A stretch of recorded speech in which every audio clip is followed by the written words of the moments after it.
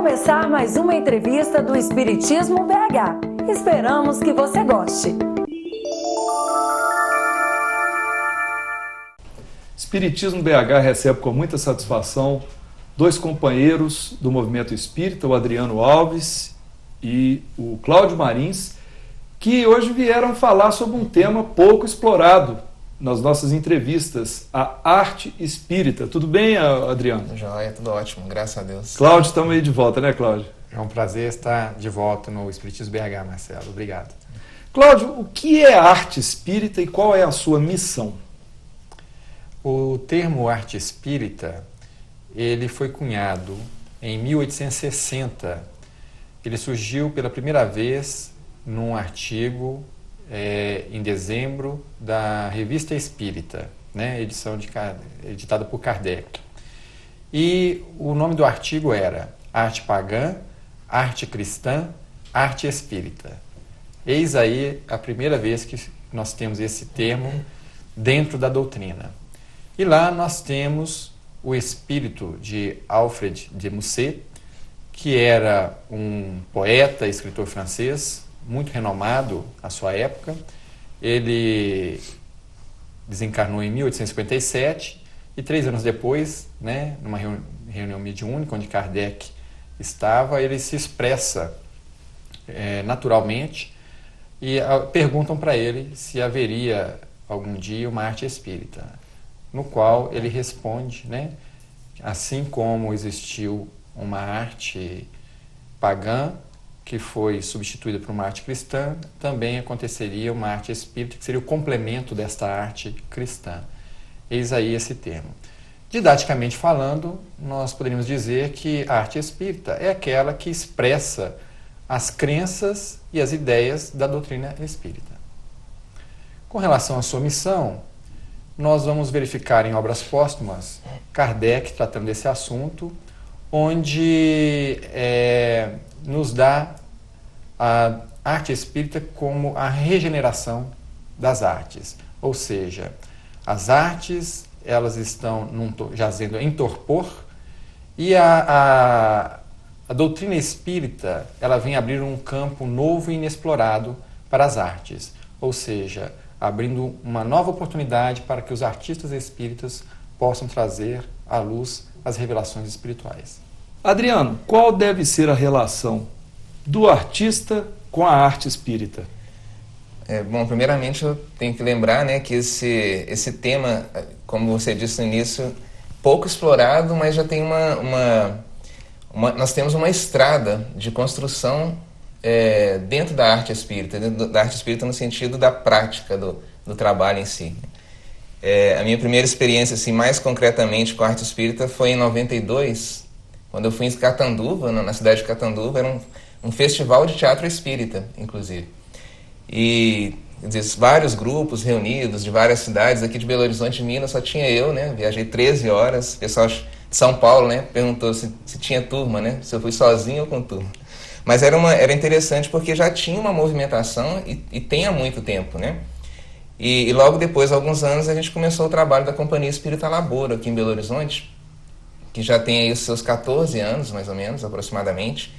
Nesse tempo, a gente percorreu cerca de umas 55 cidades em Minas Gerais e a gente tem acompanhado, de certa forma, o que eu vou falar aqui dessa relação do artista com a arte espírita é fruto dessa experiência, né? Então, é uma experiência realmente importante, considerável, inclusive, eu acredito, né? Porque quando a gente começou, ainda existiam muitas dúvidas. Como fazer uma arte espírita, como fazer um teatro espírita, se a gente podia colocar humor, se podia fazer o pessoal rir, né?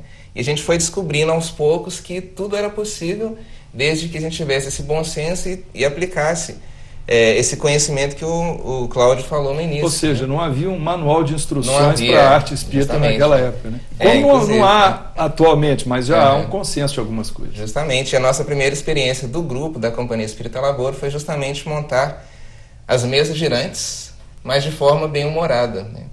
E é engraçado que nós tivemos apresentações em interior que o pessoal estava tão acostumado com a questão mais tradicional, assim, com a postura mais tradicional, que ninguém ria, né? Era uma comédia, era para todo mundo rir as cenas e todo mundo ficava segurando, né?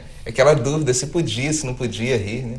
Então essas questões hoje estão mais resolvidas, eu acredito. Pelo que a gente tem acompanhado, o público interage mais, participa mais, né?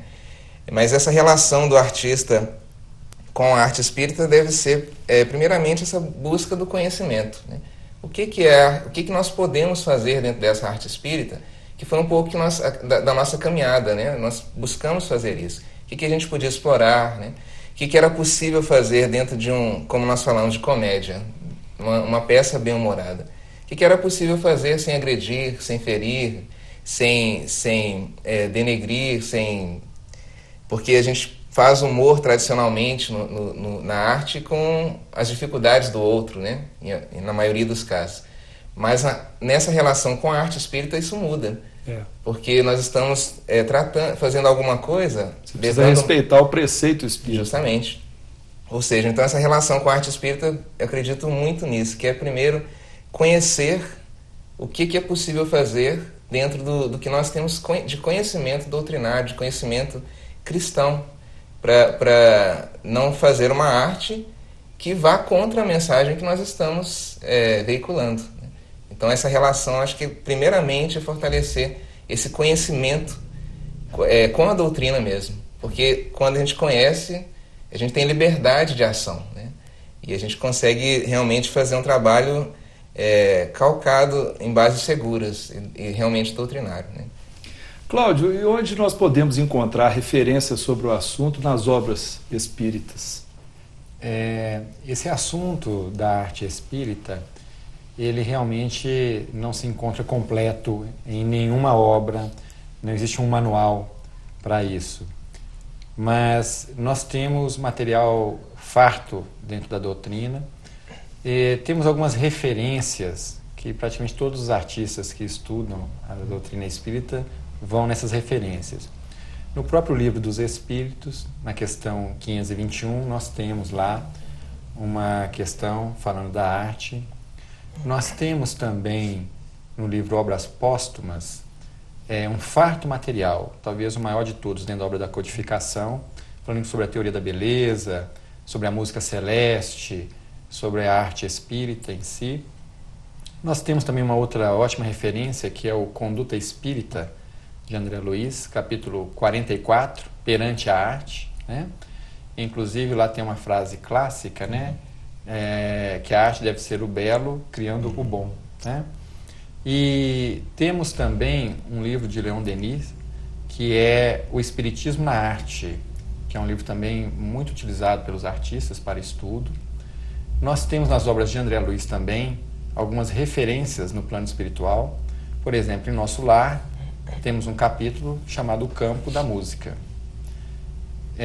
No livro seguinte, de André Luiz, né, Os Mensageiros, nós temos 2 capítulos, o 31 e 32, que também relatam como que é tratada a arte no campo espiritual, no plano espiritual.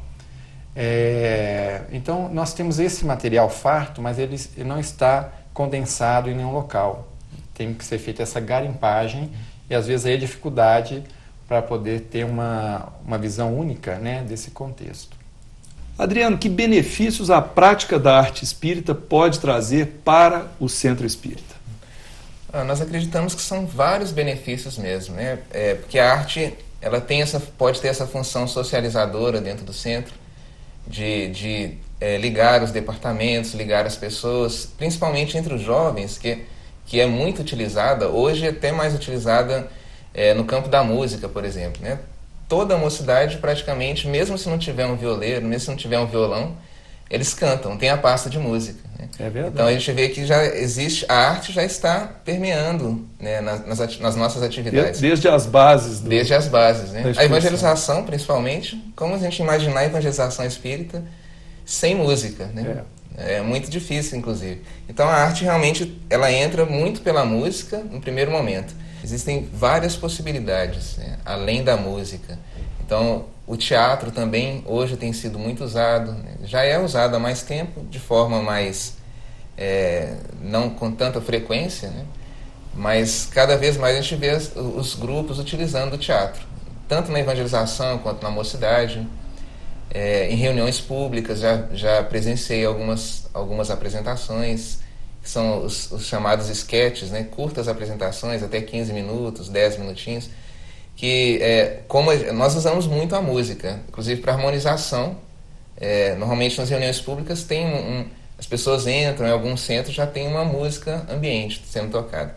Então já é uma forma que a arte dá essa contribuição. Muitas vezes os grupos de mocidade usam esses recursos teatrais para, por exemplo, fazerem anúncios para auxiliar a Casa Espírita a divulgar, por exemplo, um jantar, um forró, uma coisa assim, não é isso? Justamente. Esse é um dos benefícios, inclusive, né? E um grande benefício é que com o teatro, muitas vezes a mensagem chega muito mais rápido, inclusive, do que com uma palestra. Nós já presenciamos fatos assim, de que 10 minutos de apresentação teatral deu um recado, sensibilizou de tal forma que talvez uma palestra de 1 hora chegaria na sensibilização, mas demora um pouco mais, né? Então tem esse fato interessante que esse é um dos benefícios que a arte traz para o movimento, né? para a Casa Espírita. Fora outras questões, quando o teatro toma um caráter maior, né? De uma apresentação que vai ser veiculada em grande público, ele traz um outro benefício que chega na questão dos recursos financeiros, inclusive. Porque com a Companhia Espírita Labor nós já fizemos várias apresentações assim, beneficentes, né? Que a gente coloca uma curta temporada de um final de semana, sexta, sábado e domingo, e ali a gente arrecada, os ingressos que são vendidos são revertidos para a instituição. Uma parceria com a casa, né?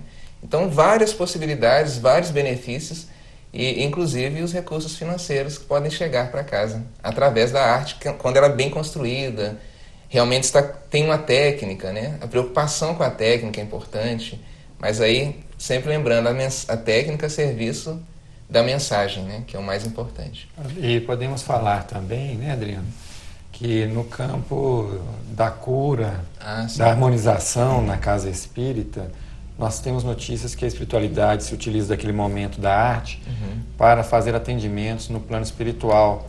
Atendimento esse que normalmente não seria possível se não houvesse uma sensibilização daquela alma que está sofrendo. Existem relatos nesse sentido também. Nós tivemos testemunhos disso, né, exemplificando o que você está dizendo. Quando aqui em Belo Horizonte teve a peça Ave Cristo, houve muito relato mediúnico de ações da espiritualidade nesse sentido, né? No sentido de estabelecer até processos de desobsessão. Exatamente. Auditório, né?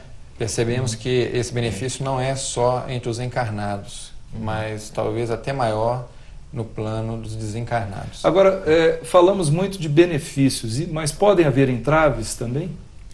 O entrave normalmente acontece quando não se tem uma visão correta ou esclarecida das artes. Por exemplo, e esse entrave pode acontecer tanto em nível de instituição quanto do artista. Por exemplo, esse entrave acontece quando o presidente ou coordenador, né, da Casa Espírita tem um certo preconceito com a arte. Às vezes tem um grupo de jovens com iniciativa de montar um grupo de artes e não há então a liberdade nem abertura para isso. É um entrave para excesso de reserva, né, sobre o assunto. Exatamente. Por exemplo, também quando nós temos por parte do artista uma supervalorização também do seu eu, né, e onde ele quer expressar tudo aquilo que ele acha que deve expressar. E nem sempre é possível expressar. Se eu estiver, por exemplo, com alguns conflitos íntimos, e normalmente todos nós estamos, é possível que eu vá passar uma mensagem que não seja espírita, mas eu estou fazendo, na realidade, uma cartaz, né, ao invés de levar a crença e a ideia espírita para aquele público, que possa até contaminá-lo. A vaidade também, né, é algo que interfere dentro desse processo. E, basicamente, esses seriam os pontos principais de entrave. Cláudio, como iniciar, então, atividades de arte no Centro Espírita? É desejável que se faça um planejamento e, de preferência, um projeto. Qual é o objetivo de se montar esse grupo de artes, por exemplo? Qual arte vai ser trabalhada? como será realizado os estudos para que esse grupo vá adiante? Qual vai ser o apoio da casa para este grupo? Quem vai avaliar o resultado, se foi bom ou ruim? Vemos que existe então uma concepção, né, um formato de projeto, porque a arte ela é muito ampla, ela pode ser utilizada dentro da casa espírita nos seus diversos departamentos. Eu posso usá-lo na assistência social, por exemplo, quando o grupo vai para campo assistir, né, na rua, pode ir um grupo de artes auxiliando nesse processo. Pode ser utilizado na evangelização infantil, na mocidade, ou até mesmo na mediunidade, na harmonização da reunião. Então, qual é o objetivo desse grupo de arte? Vai ser trabalhado em hospitais também, em creches, em orfanatos, vai ser dança, vai ser música, vai ser teatro. Os jovens, né, estão preparados doutrinariamente, evangelicamente, para levar essa mensagem? Como que vai ser esse estudo? Perpassa por isso tudo, um planejamento. E não vemos como desvincular da coordenação da casa esse trabalho. Você gostaria de completar, Adriano? O planejamento, como o Cláudio falou, é fundamental, né? Sempre ter certeza daquilo que vai fazer, o objetivo do grupo, né? Mas o trabalho é basicamente esse mesmo. Acredito que o planejamento é fundamental para o trabalho, mesmo porque para a gente assumir como uma tarefa mesmo, né? Para não ser uma...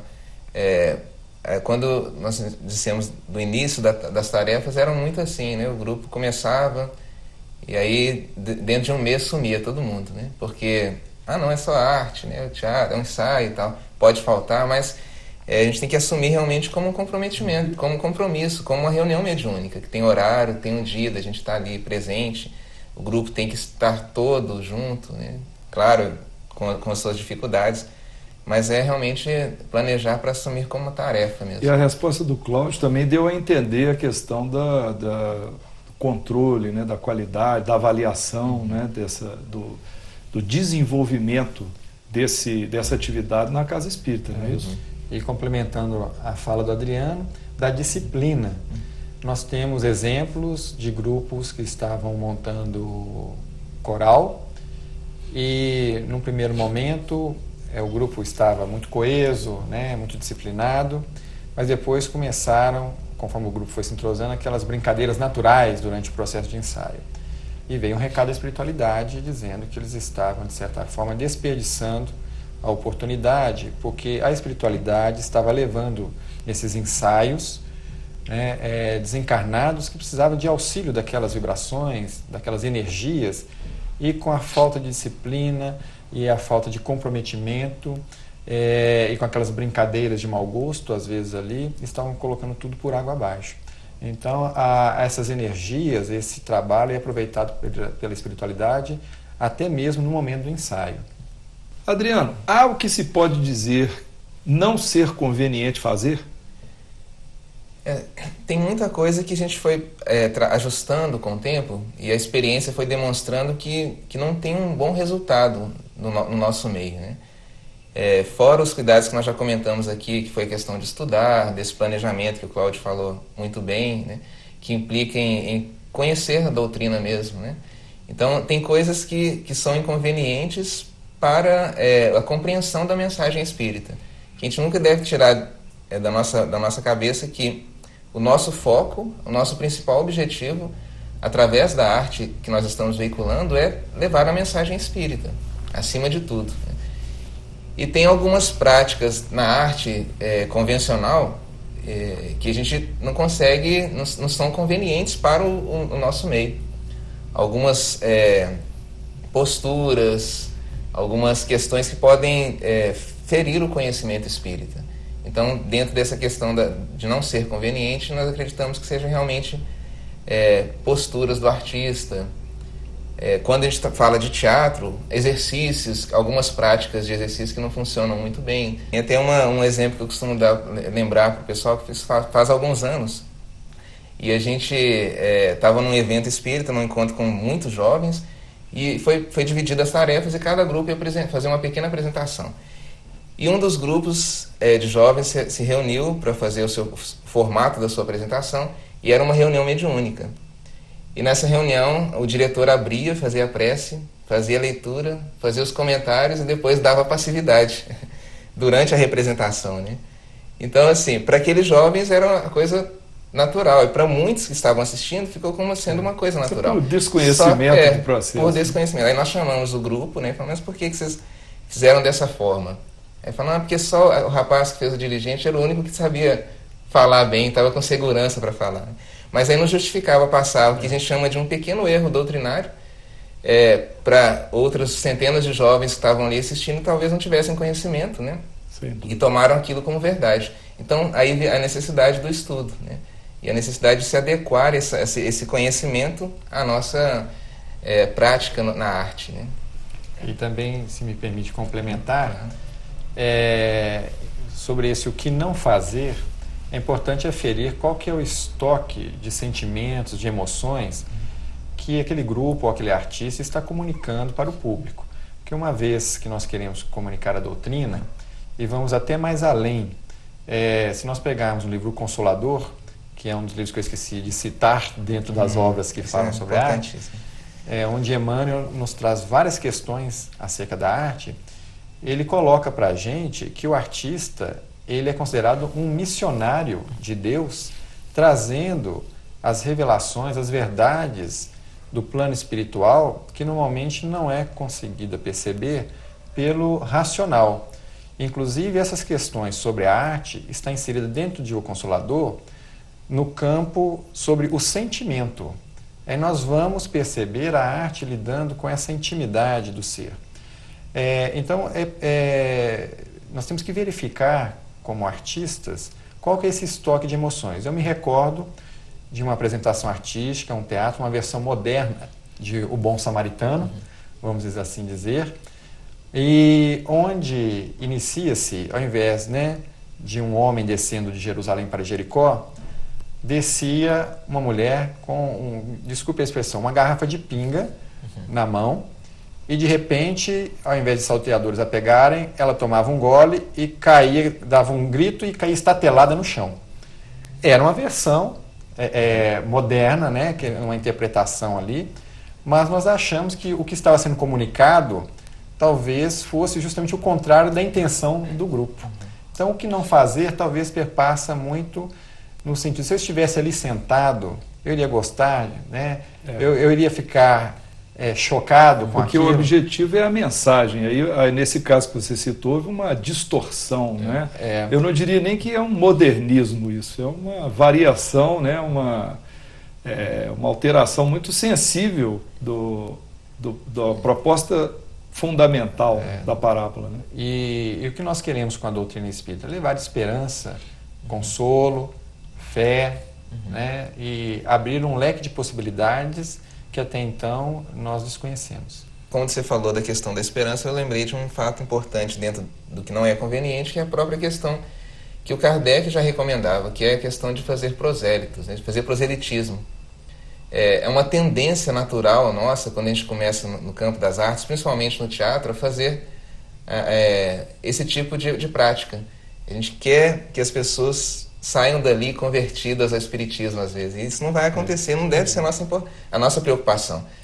Se as pessoas saírem da nossa apresentação com esperança de dias melhores, de esperança, e para isso a mensagem do espiritismo puder contribuir realmente na sua vida, ótimo, Mas não precisa sair convertido dali, Agora, no campo das artes, nós temos algumas expressões que podem ser conduzidas individualmente, como pintura, como a própria música, mas nessa seara onde há grupos, por exemplo, no caso do teatro, coral, etc., como lidar com aquele integrante que está aproximando-se ainda do espiritismo e que às vezes ele quer inserir componentes que são estranhos ao meio? Você já tem experiência com isso? Já teve experiência com isso? Já algumas vezes, Algumas vezes a gente tem que acabar... Assim, se realmente a situação ficar difícil, a gente tem que assumir aquela postura de coordenação, tentar explicar, da melhor maneira possível, que não dá para fazer. Tem coisas que realmente não dá, e várias vezes nós tivemos que dizer não. E não é conveniente. Não é conveniente, né? Porque era preferível que a gente falasse não ali com aquela pessoa e tentasse explicar, tentasse resolver a situação, do que levar para um grande público e aquilo passar para várias pessoas, né? Então a gente realmente tem que se conter, né? Tem que tentar conter com o companheiro, mostrar que é possível fazer muitas outras coisas. Porque quando a gente falava não para uma ideia, várias outras muito criativas surgiam. E às vezes a pessoa tem medo de fechar uma porta achando que não vão se abrir outras, né? Mas se essa porta for fechada dentro de um parâmetro de segurança, de bom senso, naturalmente a criatividade vai surgir para outras questões. Então tem que ter realmente esse cuidado. Cláudio, existe algum movimento organizado ou associação para as artes espíritas?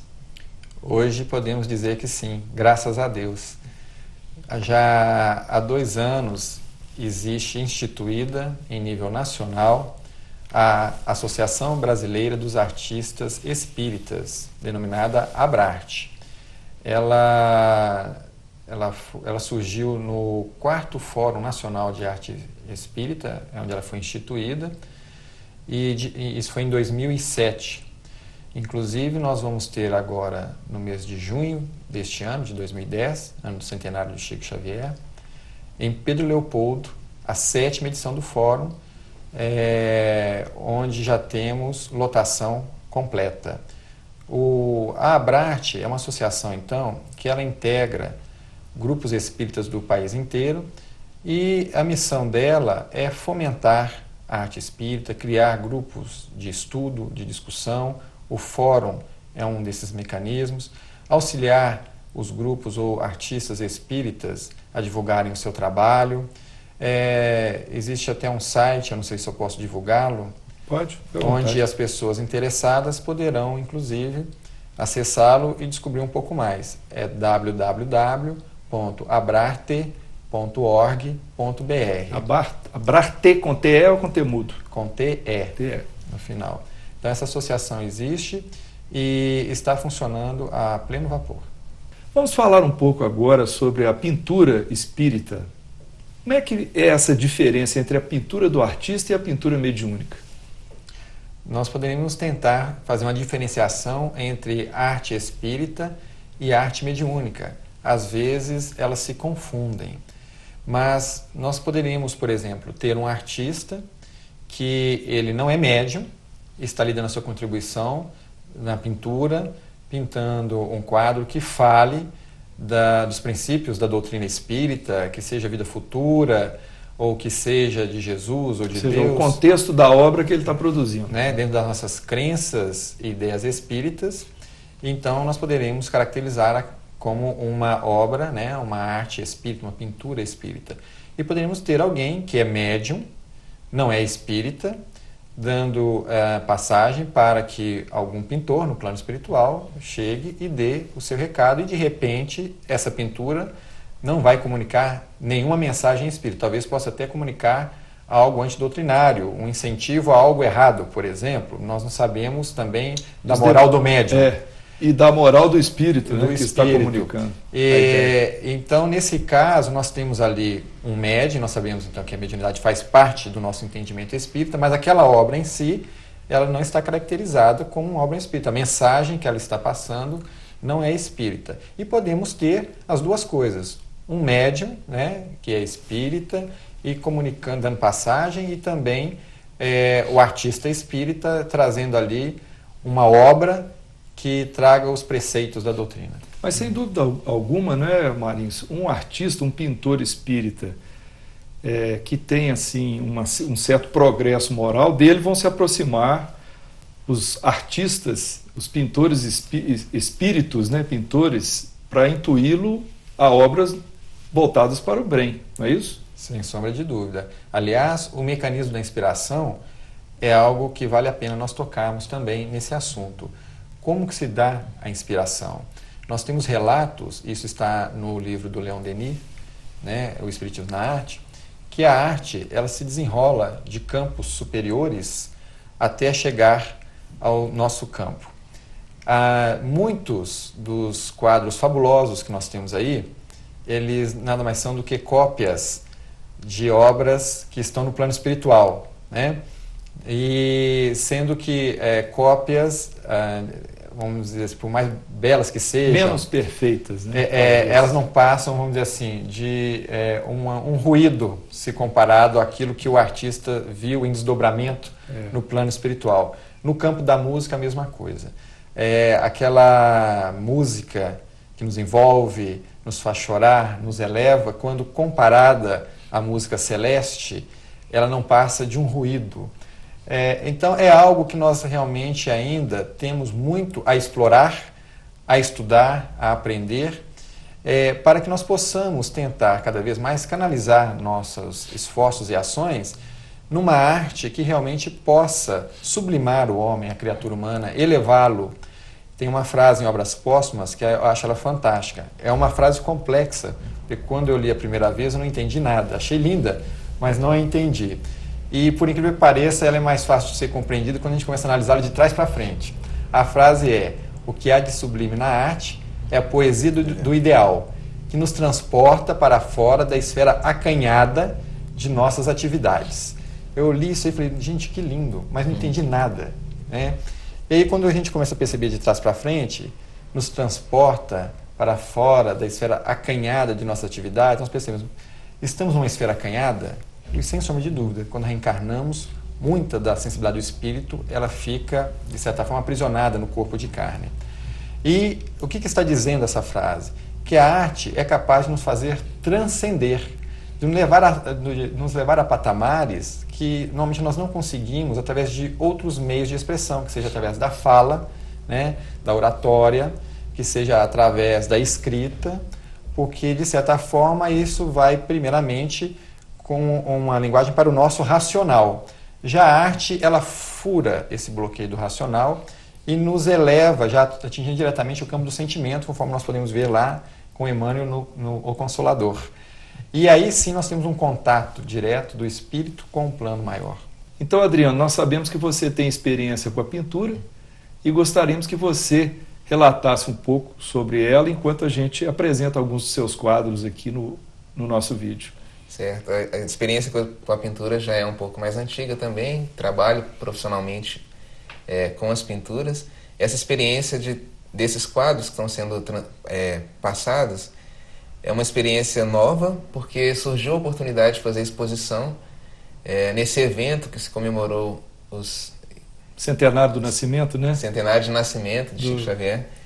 E, ao mesmo tempo, foi feita uma homenagem à União Espírita Mineira na Câmara Municipal. Então surgiu a oportunidade, foi muito rápido, inclusive, e passei algumas noites em claro fazendo as obras. E é interessante que, olhando assim hoje, as pinturas, eu vejo que nem parece tanto com o estilo que eu tenho o hábito de fazer. É um pouco diferente, mas eu acredito que, inclusive pelas minhas preces, pelos meus pedidos, né, como eu falei que estava muito em cima da hora, eu falei, olha, vocês vão ter que me ajudar aí. Sugere, né, alguma intuição forte, né? Mas eu acredito que isso é uma coisa que aconteça o tempo todo na vida do artista. O Cláudio comentou muito da inspiração e isso é uma questão natural, realmente, porque em todo momento, tanto no meu trabalho profissional quanto no trabalho que a gente faz na doutrina, a gente percebe em vários momentos que nós somos ajudados o tempo todo. Temos amigos, né, que nos amparam, que estão assim dando aquela orientação, aquela força para o trabalho. Pois é, Adriano, eu fico imaginando que o artista, assim, com inspiração, com intuição, depois que ele vê a obra pronta, ele deve sentir assim como um filho que nasceu. Sim, com certeza. E muitas vezes como um filho que deve ser como um filho, apesar de não ser pai, né? Porque a gente não conhece ainda, né? Tem um processo da pintura que acontece justamente isso. A gente não sabe muito bem qual vai ser o resultado final. A gente vai colocando as cores, vamos fazendo os traços, mas depois que está pronto, que a gente consegue olhar realmente, muitas vezes ficamos surpreendidos, né? Quando o Cláudio falou da inspiração, ele lembrou da questão que a nossa obra muitas vezes se assemelha mais a ruído comparado à obra celestial. Isso não tira o mérito também, né, dos artistas, né? Porque ele conseguiu ir naquele plano, registrar com uma determinada precisão, ainda que acanhada, e trazer a obra, né, para o plano físico, retratada da forma que que ele pôde fazer, né? E que nos traz um bem enorme, muitas vezes, né? Nos traz uma grande alegria de ver, né?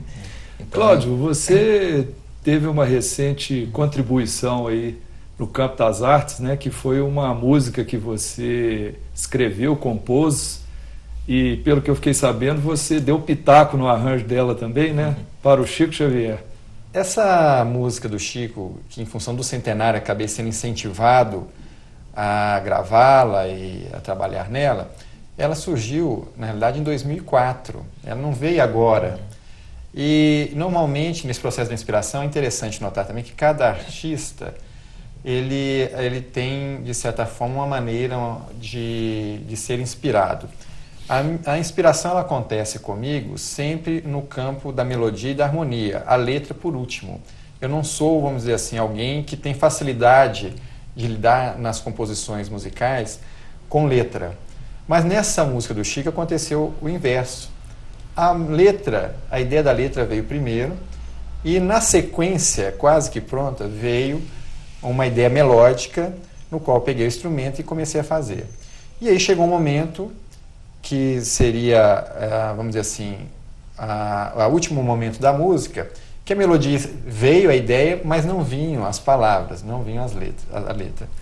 E aí então eu lancei mão de uma colega minha, que é a Alessandra Castro, e a gente estudou muito sobre arte espírita. Aliás, a gente estudava na casa dela, né, aos domingos, e ela, então, eu entreguei a música para ela e mostrei e pedi para ela complemente. E ela complementou, e a música ficou engavetada. Recentemente é que veio então essa situação do centenário do Chico e as pessoas, sabemos que você tem uma música do Chico, por que você não grava? E eu, na atualidade, eu estou enferrujado com o instrumento e com o cantar, então eu precisei de chamar amigos para fazer isso aí. Mas realmente toda a parte da melodia já estava pronta, né? A letra, a melodia, eu já entreguei e palpitei muito dizendo, olha, eu enxergo, né, eu percebo essa música desse jeito.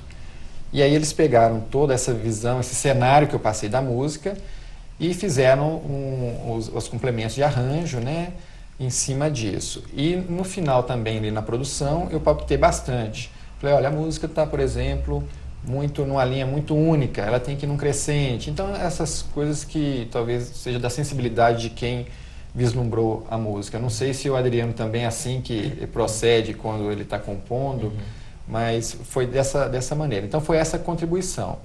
E a outra contribuição, porque eu não me considero um artista no sentido correto da palavra, porque eu não estou em campo, né, tocando e cantando, a não ser, às vezes, dentro da sala de evangelização, mas existe uma preocupação muito grande minha em tentar consolidar um material que possa esclarecer e simplificar a vida daqueles que querem adentrar ou já estão na arte, como se fosse um compêndio, né, baseado na doutrina espírita. E já há aproximadamente uns 12 anos eu tenho pesquisado e tenho tentado consolidar esse material, mas sempre chega um olhar diferente, uma visão diferente, que nos impede de concluir esse trabalho. Mas eu creio que talvez em breve a gente possa, como vocês disseram, né, colocar mais um filho no mundo, porque com relação às artes a gente não conclui, a gente tem que parar num determinado momento e colocá-lo, porque senão ele não vai sair nunca, né, por causa da nossa também percepção de querer fazer tudo muito corretamente. Então, a outra contribuição que possivelmente pode chegar, né, é nesse campo de consolidar um trabalho num único local, né, com relação a isso. Muito bem, gente. Então, nós vamos agradecer a participação de ambos, né, muito proveitosa para os internautas. E vamos, logo após, aliás, a despedida dos dois amigos aqui, apresentar essa música do Cláudio Marins, nesse clipe de homenagem ao centenário do nascimento do Chico Xavier. Adriano, muito obrigado. Cláudio, muito obrigado. Nós é que agradecemos, Marcelo. Agradecemos a oportunidade, né? Esperamos voltar mais vezes, um bate-papo, né? E que Jesus possa abençoar todos os artistas espíritas e aqueles que de alguma forma, né, estão com a intenção de adentrarem ao campo da arte, para que nós possamos realmente fazer essa renovação que é proposta dentro da doutrina, onde o Espiritismo irá influenciar os artistas na feitura da sua arte, que possamos então ser dignos, né, de ser chamado de artistas espíritas. Ok. Pai nosso que estás no céu, santificado seja o vosso nome. Venha a nós o vosso reino, seja feito, Senhor, a vossa vontade, assim na terra como nos céus. O pão nosso de cada dia, dai-nos hoje, Senhor. Perdoai as nossas dívidas, assim como perdoamos aos nossos devedores. Não nos deixeis, Senhor, cair em tentação, mas livrai-nos do mal, porque vossos são o poder, a majestade, a glória, o amor e a bênção, para sempre assim seja. Muito obrigado.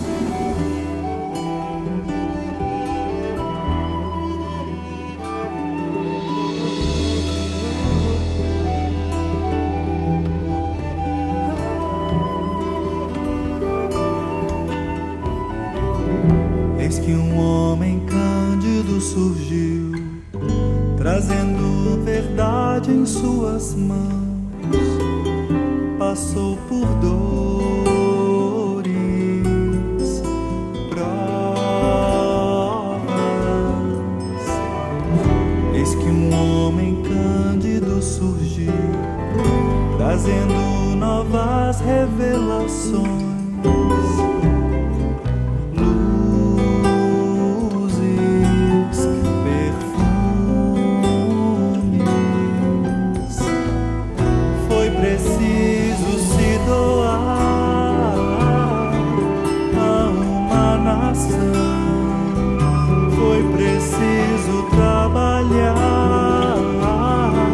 Para a renovação. Eis que um homem cândido surgiu, trazendo verdade em suas mãos.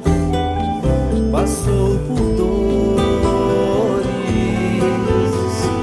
provas. Eis que um homem cândido surgiu, trazendo novas revelações.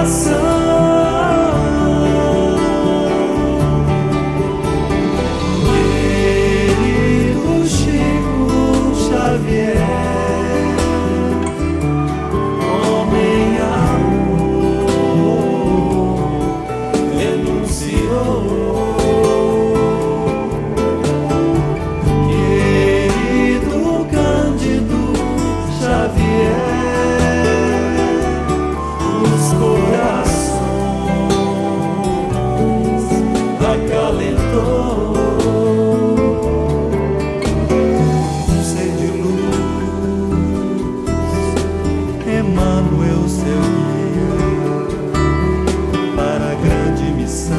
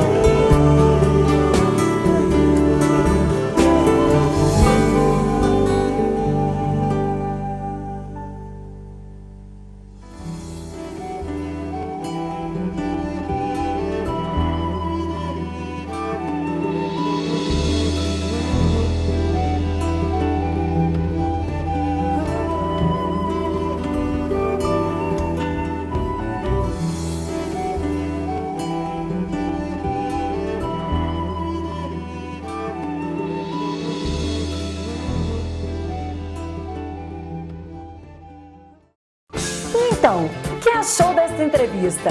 Dê a sua opinião acessando o Fale Conosco. Até breve!